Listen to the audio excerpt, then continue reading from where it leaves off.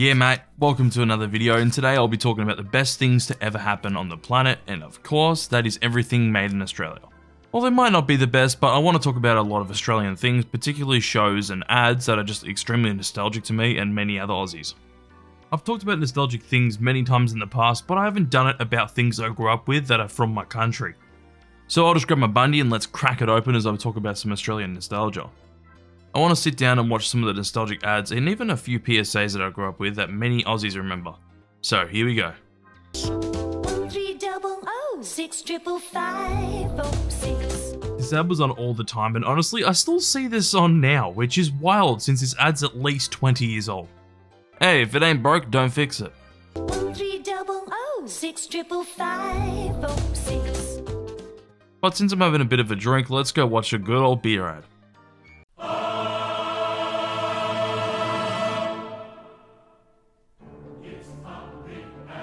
Holy shit, now this is epic.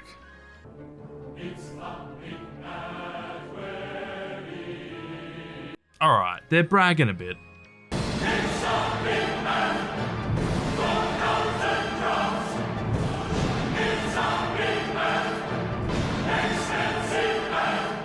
Now that's quite smart, and it's an absolute classic. How about we go watch an ad that really makes people think that don't live in Australia, think that we live in the Outback in the middle of nowhere. It's now our 10th week without rain. Doesn't look like the heat's going to let up just yet.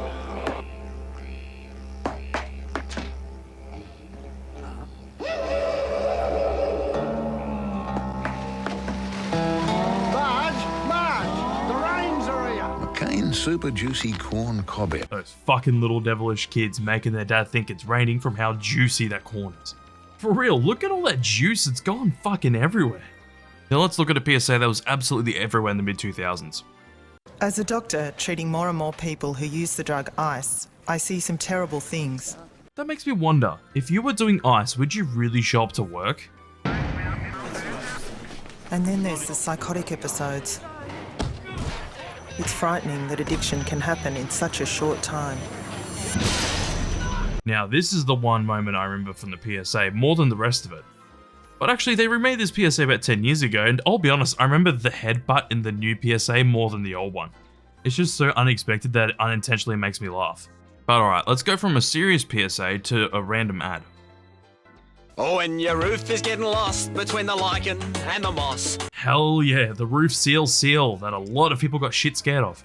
1-300-36-70-70. Roof. I'll be honest, watching this now, he does look absolutely cursed, so I don't know how I wasn't scared of this thing.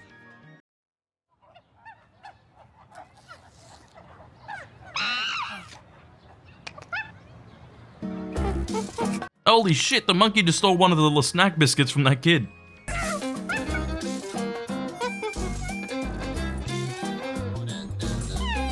Uncle Toby's list. Damn, that monkey has the power to get the cheese dip from that kid as well. But for real, the little snack biscuits are so damn good, and the best thing about these things is when you'd see them in your lunchbox at school. When I grow up, Great.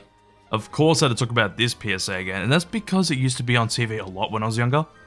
It really is a disturbing PSA where you see all the kids that are talking, doing things, or dying in the PSA, but I just found out that the Australian government made another PSA in response to this PSA that they originally made. I actually like this PSA much more because the message of talking to your kids about drugs is much more clear in this PSA and a better message instead of just don't do drugs. Alright, how about one more ad, but this time it's not a PSA. Banana boat. front side protection. Banana boat. Fuck yeah, the banana boat baby. I really wonder how deep the baby's voice is now considering how deep it is in this ad. Oh yeah mate, here I am, the banana boat baby. What else did you expect? I could just make a full video about Australian ads, but let's save that for another time and let's get into some well-known Australian TV shows. Fucking Bananas in Pajamas, an absolute Aussie hood classic. No, not this shit. Here it is. Before I get into the show itself, I just want to mention this ABC bumper for all their VHS tapes and how nostalgic it is. It really takes me back, but one thing I mainly remember about this is how I used to be scared of these talking backpacks at the end. And looking at it now, I completely understand why. They just look strange as hell. Anyways, Bananas in Pajamas time. I know that a good amount of people that didn't grow up with this are actually scared of the bananas, and you know what? I can kinda see why. But as the show goes, it's a very standard kids show where the characters just doing random things, with the bananas themselves B1 and B2, the three teddies, Morgan, Lulu, and Amy, and the rat in the hat. It's an extremely straightforward kids show, but we all loved it. How about another ABC classic? Bottle top Bill and his best friend Coffee. This show is definitely a contender to the best intro for a show ever. What an absolute bop this intro song is.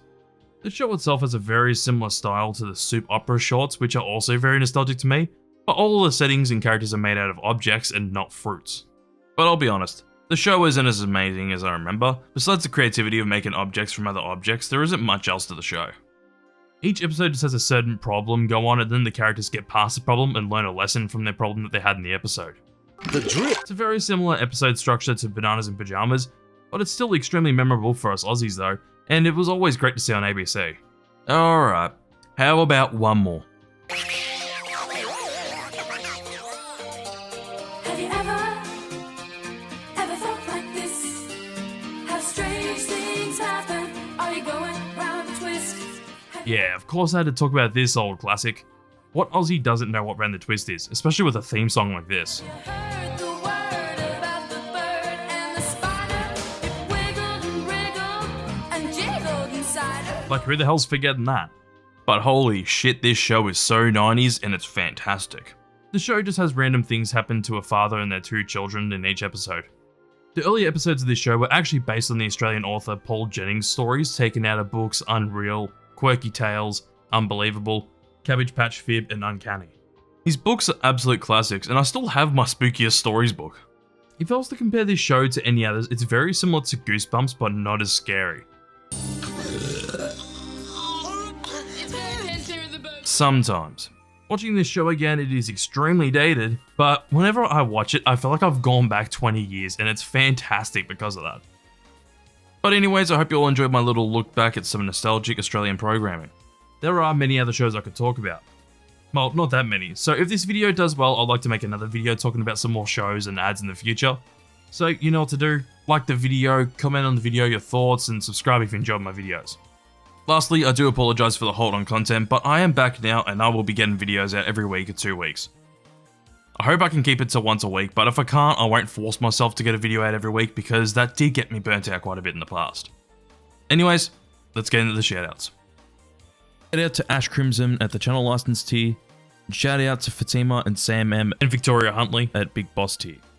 Anyways, I'll see you on the next video.